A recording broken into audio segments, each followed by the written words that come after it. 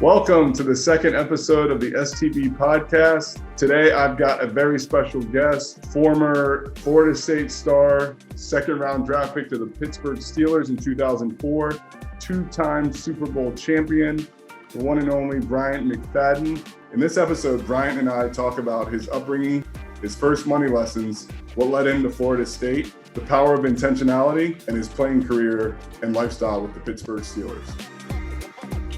Secure the Bag content is intended for collegiate athletes. Secure the Bag does not provide financial services, financial planning, investment, tax, legal, or sports agent advice or services. Here's our conversation with Bryant McFadden. Bryant, how's it going, man? How are you? Everything's going pretty good. Thank you for having me. All right, awesome. Well, it's great to have you on. And you were one of the people that I was excited to have on the podcast because Brian helped me out with financial literacy stuff, Zoom stuff that we do for Florida State, and was awesome. And I thought he'd be a perfect guest. So Bryant, I guess let's go back. Right now, you're in the media and you're doing a lot of different things covering sports. And you are one of those people who has really found a niche and success after football that so many guys have a hard time finding. But let's go back to the beginning, man. Tell us a little bit about kind of your background, how you grew up, and in the spirit of the podcast about money, how did you view money when you were a kid, or your earliest memories growing up? What was that like? Well, growing up, I was born in South Carolina. I moved to South Florida in '95 when my mom got married. Before my mom got married, it was pretty much me and her, and my grandmother and my uncle. We all lived in the same house. And growing up, the value of money for me was extremely important because there wasn't a lot of money. The only consistent money that was coming into our household at the time was from my mom. She's basically the caretaker for my grandmother, and my uncle was kind of in and out of the streets a little bit. So he didn't have that consistency when it comes consistent employment opportunities like my mom did. My mom had a real job, 9 to 5. You know what I mean? My uncle worked, but like I said, he was in and out of the streets a little bit and wasn't very smart with his money. Basically, trying to fulfill some of his substance related, I guess, requirements, to say the least. So growing up and seeing how much my mom worked and how hard she worked to provide for everybody, including myself, the value of money was important. It was important. And then when, she got married, we moved to South Florida, I still had the same mindset because my mom was a grinder. You know what I mean? She continued to put forth her best effort to make sure everything was there that I needed. And then my stepfather came along and he also provided another element of, grinding and effort and work. But, me personally, he was my stepdad. He wasn't my biological father. So it took some time to get accustomed and comfortable to him. But in all, I grew up as comfortable as one could ask for. I think as a child, I had food on the table. My mom made sure that, I had clothes on my back. Sometimes I didn't always get brand new school clothes every year, but for the most part, I was comfortable. But just seeing how much she worked, and like I said, with her getting married and seeing my stepfather go about his business and working, I learned to value money. And me personally, I was saving money at a young age because I knew certain things that I would want or would like to get my hands on. It took me to save and really appreciate the dollar and what it meant. So growing up in South Florida, always was drawn to football, watching football, playing sports in totality. And I did that throughout school, as most, young individuals should be active, should participate in everything that's available for them. And one thing that athletics did for me is it taught me accountability. It taught me accountability because, being able to get structured discipline in your household is one thing, but being able to get that same structured discipline outside of your household is a whole nother ball game, because now you have to respect the people who are supposed to be over you, and being able to have that respect and understand that is what you're supposed to do, especially if they're doing things the right way, that will follow you as an adult.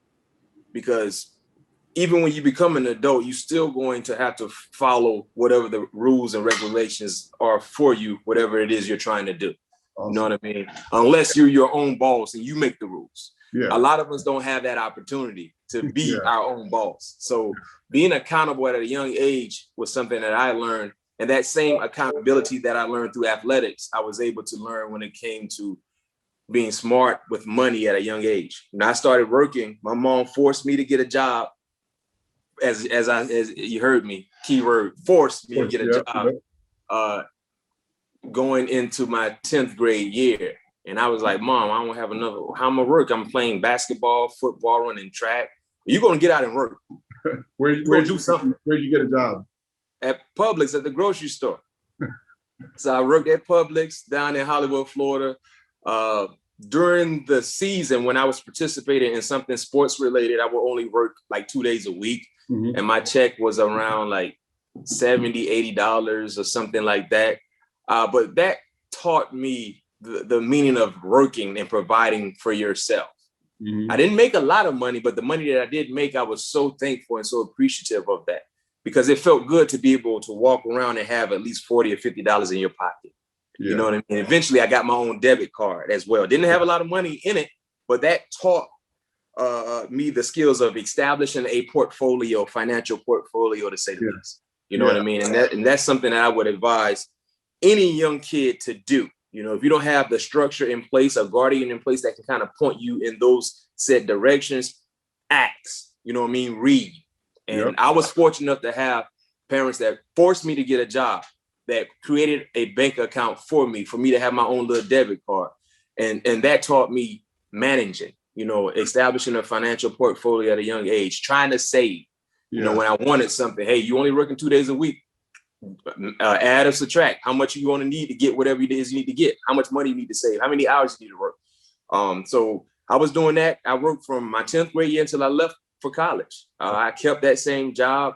They were very, very flexible with me with my athletic schedule. I'm so appreciative of them because they were able to work with me, because I didn't work as much as they would like me to, but I worked, you know what I mean? I also was, you know, paying my tithes in church, you know what I mean? So I was giving my 10% to church. Your tithes in high school. Yeah, no doubt. That's real impressive. Yeah, so, you know, and that's something that, you know, my parents, man, they taught me structure. My mom, my stepdad, they taught me structure. Financial structure, you know what I mean? And understanding your responsibilities. Yeah. So, you know, after that, you know, when I graduated, you know, signing with Florida State. Let me stop you there. I was going to ask about that. So football wise, you mentioned South Florida's impact when you played. Did you play football before you went to before you moved to? Oh yeah. Yeah. Football was wherever they had a feel in the ball, I was going to be there. I was going to be there. So tell me a little bit about when you kind of realized when you're down in South Florida, because there's some dogs down there, when you realize, hey, I'm pretty good, and I can go on to play at a school like Florida State and on to the NFL, and how that mindset plays into you as a high school athlete, right? You're working, you're playing all these sports, but when you're looking at, hey, I'm starting to get recruited, what was that process like? You know what? That's a good question. Number one, me playing college football, I spoke those things over my life at an early age. When I realized football is what I love to do, I told myself I'm going to go to school for free. And that was very, very important for me, because at that time, you know, early on, I was seeing how hard my mom was working. And I knew we could not afford she couldn't pay for me to go to school. And I learned at an early age, it's funny, I learned about student loans at an early age before I even got to high school. And I learned about student loans because I was always afraid of debt. I didn't like owing people. I still don't like owing people to this day. Now, unfortunately, you have to go through that process to build credit, but I don't like that. So when I learned about student loans, I said, shoot. Well, I know my mom, you know, they can't afford for me they can't give me a substantial amount of money to get me going. And I don't want to have to ask for money to go to school and then I have to pay that back. So when I graduate, I'm already in the red. Yeah. Right. Yeah. So I said, you know what? There's a game that I love to play that could get me to go to school to some degree. It didn't have to be a big school, but this game could get me there for free. Yeah. And I can tell you this much, I don't care who you are, when you hear for free, That raises your eyebrow, right? When you hear someone says, oh, we can do X, Y, and Z for free, or that over there is for free. Oh, what? You're gonna, oh, that's gonna get my attention. So at an early age, that got my attention. So I said, you know what? I'm gonna do everything in my power to make sure my mom don't have to worry about dropping a dime for me to go to college. Awesome. That's and great. So career day, third grade, what you want to be when you grow up? I said football player. Teacher, I remember said that's not a for real profession. I said, yes, it is. She said, no, it's not. You got to give me another profession. I was so adamant about being a football player. She tried to force me to say something else, and I wouldn't, because I did not want to belittle my dream. She said, lawyer, doctor, police officer, firefighter, teacher, contractor. I said, no, I want to play football, and there's nothing you can do to change my mind. That is what I'm going to do. So early on, my mom used to always tell me the tongue is very, very powerful. You can speak things on your life, either good or bad, and understand and remember that. So I used to always speak great things on my life, and I still do it to this day. Sometimes I get a bit deterred a little bit through adversity, but I have to always remember as a child, and it's crazy because I was so dedicated as a child with my tongue and what I was saying that no one can tell me anything else outside of that. So third grade teacher was like, no, I'm like, well, I'm not. I'm playing football. That's what I want to do. This is career day, and that's my career. That's going to be my career. So I had that same mentality 4th, 5th, 6th grade. Going down to South Florida where football was magnified, where everybody felt like the best ballers came from South Florida. I instantly went down to South Florida to prove a point. This little country kid from South Carolina is going to be the best thing you guys got around here. That's amazing. I did it quietly. I didn't announce my presence. I was very, very humble, and I respected the craft so much that I wanted people just to feel my presence, not hear it. Yeah. So going back to what you were saying, when did I know I had an opportunity? My freshman year, I played varsity. I started off JV, the first 3 or 4 ball games in JV. We were undefeated, had a great team. They brought me up to varsity. I didn't want to leave my friends on JV, but they're like, it's a great opportunity for you. So they brought me up on varsity like on Tuesday. I ended up playing on Friday and played against South Dade. And at that time, if you anybody from South Florida watching us, South Dade used to have some ballers. Yeah. And I played against one of the best receivers in Dade County. I can't remember his name. As a true freshman, I was probably like $160, if that. Yeah. And when I jumped on the scene as a true freshman starting, and my confidence I never got rattled when I was out there playing as a freshman. And everybody started taking wind because at that time we didn't see a lot of freshmen playing varsity. You know what I mean? You had to be a big deal to play varsity as a freshman. And everybody's like, man, he's playing corner. Yeah. And what happened was the other corners were having rough outings. So they're like, man, let's bring McFadden up. Brought me up, and I balled out. And then crazy part about it, I ended up playing varsity on basketball too as a freshman. Wow. You know what I mean? So, but football is always my go-to. So my 9th grade year, when I jumped on the scene, I was like, yeah, this is the opportunity. I didn't want to allow that opportunity to slip through my fingers. So 9th grade year, I was little.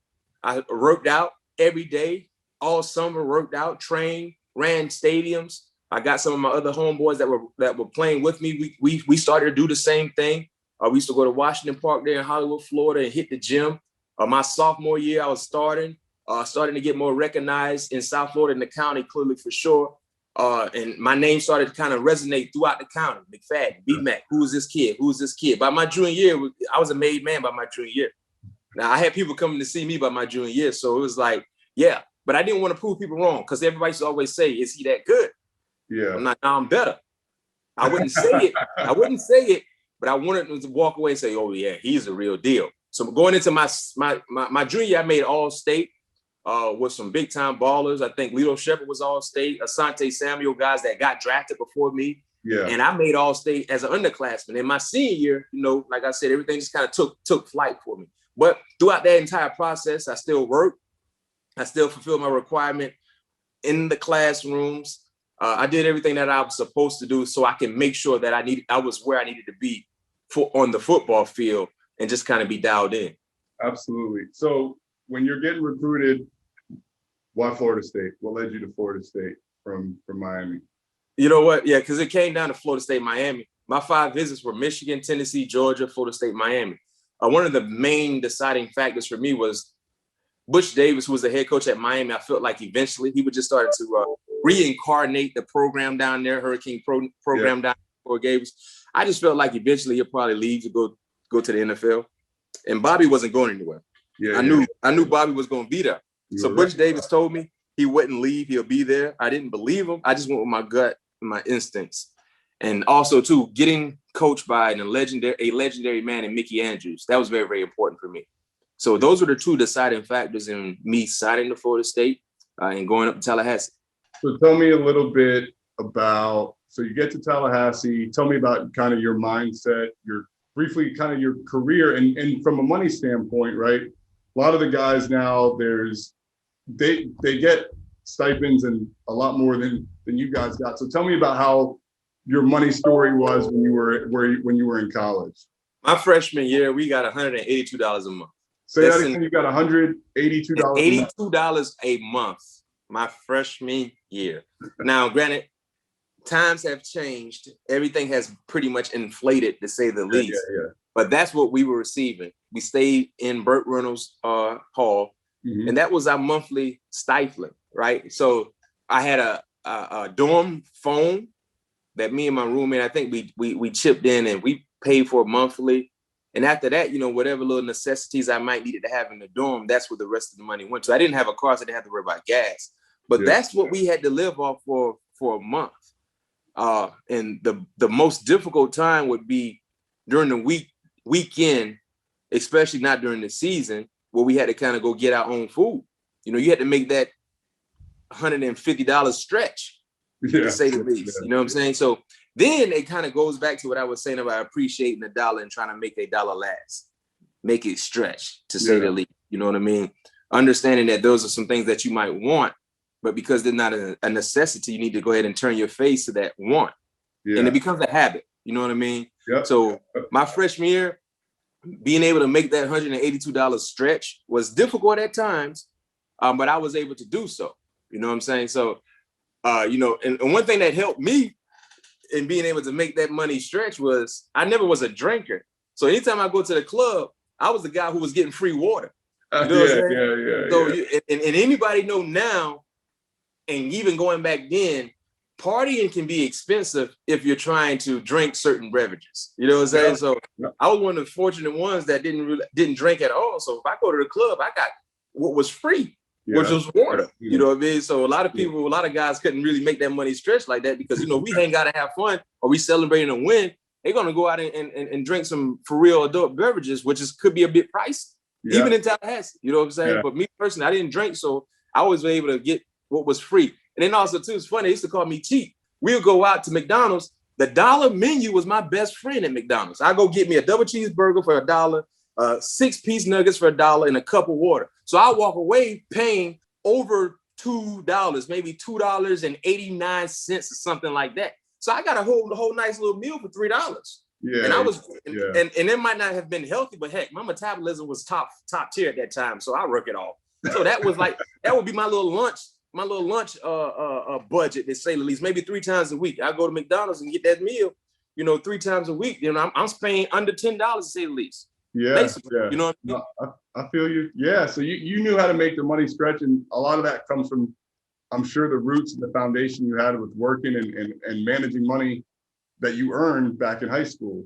So at Florida State, tell me about, so we talked about the money, but what was your, from a playing, I'm a big Florida State guy. What was your favorite memory when you were there? What's your least favorite? What's something that we might not know? My least favorite memory is the field goals that we missed against Miami. Oh, man. Yeah. Those are always devastating. Always devastating. It still sucks to this day. So you were there from 2000 to 04. Yeah. So that first thing I think of is that 02 game. Oh, man. So those are my least favorite moments, Florida State, the field goal misses. My most memorable moments. I had a few. I think the Florida victory. Was that 2003? I think it was 2003. Yeah, in the swamp. Rich yeah. Sam. Yeah. Just how that game evolved and how we ended up winning and who it was against. Yeah. Anytime you can kind of take the life out of your rival, that's always an enjoyable moment. So that was probably one of my most memorable moments, just taking life out of Gator and then doing it in their stadium. Oh my goodness. I was in with my roommate watching, and it looked dead, and I was shaking. I remember the 4th and 14 to Dominic Robinson to keep us alive, and I about broke our apartment when Rick that pass. That is one of my favorite memories of your time. So Miami. So it's obviously the rivalry, right? Miami, Yeah. Your least favorite. That Florida game, your most favorite. So as you were going through, how did you navigate kind of thinking about the NFL and where you would be slotted? Was it sophomore year, junior year? When did you start thinking about that? And what was the thinking of, what's your vision in college? Because so many of the guys, we would secure the bag for college athletes. Take us through kind of the thought process of thinking about the now and enjoying your time in college to, if I keep on this trajectory, I'm going to be a millionaire in a year or two, and that's pretty cool. Right? It was funny is when I got to Florida State, I didn't want to overlook the here and now, looking ahead at the future. Yeah. A lot of kids nowadays, when they sign their letter of intent, I got to get to the league. I got to get to the league. I got to get to the league. You know what I mean? So I'm one that believes in paying more attention to the purpose than paying attention to the passion. Yeah. The passion is something that you're individually trying to fulfill. Yeah, be where your feet are, I said. Yeah, the purpose is what you're supposed to do. Yeah. And at that time, when I first got to Florida State, my purpose was earn a starting job to some degree, earn the trust of your teammates and your coaches, and then everything else will follow. My passion was always to play in the National Football League, but I didn't want my passion to be the driver. Mm-hmm. I wanted the passion to be the backseat driver. Allow my purpose to drive my passion. Then I can get to my passion. Yeah. So that kept me focused on the here and now. And eventually I started progressing, being more productive, and most importantly, consistent. Mm-hmm. You know what I mean? I wanted to be consistent that eventually I could hear my names in conversations associated with the NFL.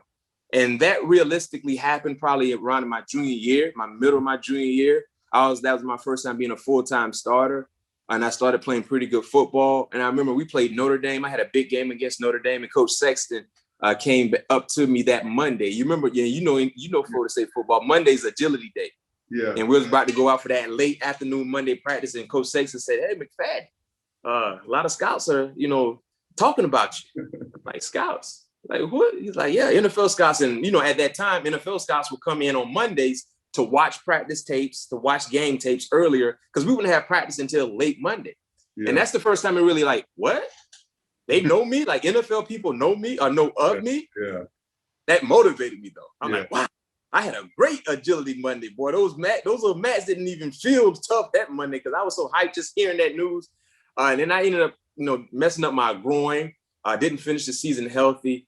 But then in my senior year, I dedicated just working out, running stadiums, Doak Campbell. Every morning I was running Doak Campbell Stadium at 8 a.m., meeting some other teammates. In the summertime, I'll work out in the weight room, and then I go to the leach, play basketball, and hit the gym again. I just dedicated my time until getting better. And I said, this is an opportunity. I don't want to allow it to slip through my fingers. In my senior year, just playing pretty good football, playing real good football. Most importantly, I was healthy, and I just started hearing my name, in conversations with the NFL again, and was able to get an invite to the Senior Bowl, which was a huge achievement, and playing with some of the top tier seniors at that time in college football. We were all there on the same level, and just being able to see exactly where I was. And I use that as not just a measuring stick, an opportunity to create separation from people who I was associated with, or, gain traction on people who they thought was better than me. You know what I mean? So I was able to do so, and that led to me, getting drafted in the second round to the Pittsburgh Steelers. So one thing that stands out to me about you is you seem to have understood from youth. the power of intentionality, right? You were intentional with your thoughts and your actions. That is so, so rare. So tell me about that mindset now shifting, you get drafted to the Steelers, and especially from a financial standpoint, when you signed that contract, what were your thoughts? What was your game plan? So I wanted to cut any cost that I could cut. Yeah. And I felt like, well, you know what? Dang, Mac. And now this is my thought process. I've always been a low maintenance guy. You know what I mean? But I said, well, Mac, I didn't have a lot of bills when I was at Florida State, but who paid all my bills? Well, heck, I paid my bills, right? And I remember earlier, my mom used to always tell me, be responsible. Learn how to take care of things on your own. Because if you can take care of things of your own, you always will be aware of everything and what's going on. And I'm not saying that to belittle financial advisors. I'm not saying that, but that was just my individual thought process. Yeah. So when I got drafted, I was like, well, heck, I have a little more bills, but not that much. I stayed in a community type housing spot. Mm-hmm. Think about this. I was a second round draft pick. Saw a real nice signing bonus. I stayed in the community. I stayed in community living. I had rented furniture from court. So I was trying to cut costs. I mean, my monthly rent was maybe $1,200, $1,300. Yeah. Right.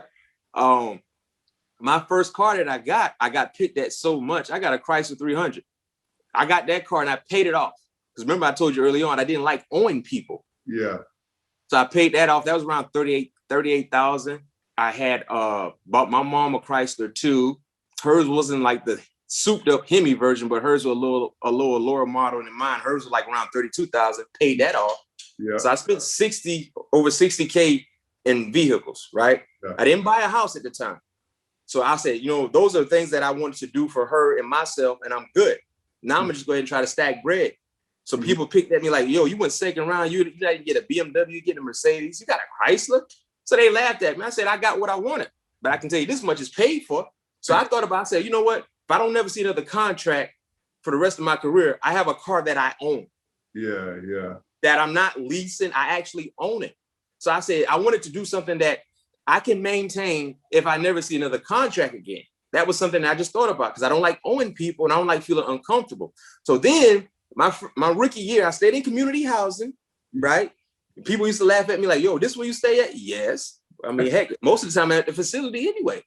I ended up getting like a dealer deal. So I used to drive a dealer car in Pittsburgh. So I didn't put any miles on the price. It stayed in South Florida.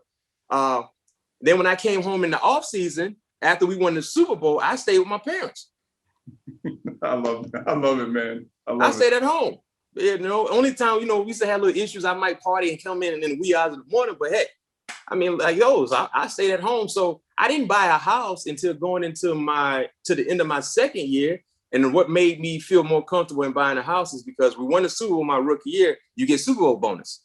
Yeah. So I felt like the bonus money that I got, which was unaccounted for, extra money, now I can use that money to put a down payment on the house. Yeah. And I got a house. It wasn't really big or lavish, but it was something that was comfortable. And I also said to myself, if I never see another contract, Matt, can I still maintain the upkeep of this house?